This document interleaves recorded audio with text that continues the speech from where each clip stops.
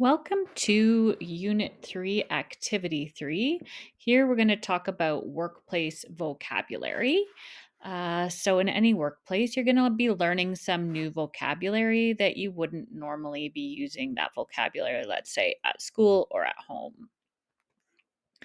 So, here we're going to talk about a little bit about workplace vocabulary and how you could sort of try and decipher new words. So, for instance, getting the context or the idea of something. So, if you were looking at this photo, the context would be what's going on in the picture. So maybe there's a supervisor holding someone's hard hat who's being loaded on into the stretcher. So the context kind of helps you understand that there has been an accident. It's the same sort of thing when trying to figure out unfamiliar words in a new workplace. So words often you can break them up. So there may be a root word that has a prefix or a suffix. So the root word is the basic part of the word without the beginning, which is the prefix, or the end, which is the suffix. So for instance, if we said the word defrost, the prefix is D, which means opposite, and the root word is frost, which then consider it means to remove frost. Same thing with the example of a suffix. So climbable, able is the suffix, which means you can do it.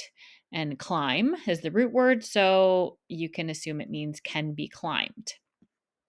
However, in some workplaces, there's unfamiliar words because they're actually acronyms.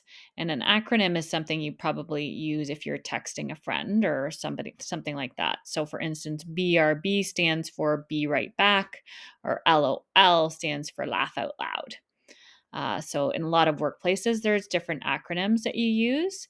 So, you can go through this little test here to see do you know what these acronyms stand for, which could be used in your workplace now or maybe in a future workplace when you're older. And when you're done, you can just press the submit button to see how you did. So, for the first assessment opportunity here, you're just going to go through some job vocabulary, and it's in the form of a crossword. So, it shouldn't be too difficult to understand. Just see if you know the workplace vocabulary, and you're going to submit that to 3.3 job vocabulary. And that's the first assignment to submit in Unit 3, Activity 3.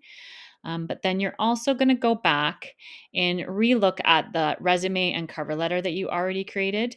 You're going to go through, you're going to edit and proofread, make sure everything is perfect and polished. And then you're going to upload that polished resume and cover letter to the assignment Dropbox. So it should be ready to go into an interview, and you should feel confident that you're going to get hired from that. I also want you to include a 1-paragraph reflection on why you feel you could get hired for the position. And remember, that position is the position that you applied for in the previous activities. So like the YMCA camp counselor, for instance. When you're ready, you're going to submit that work to the Dropbox, and you're going to also upload it to the portfolio as a polished copy.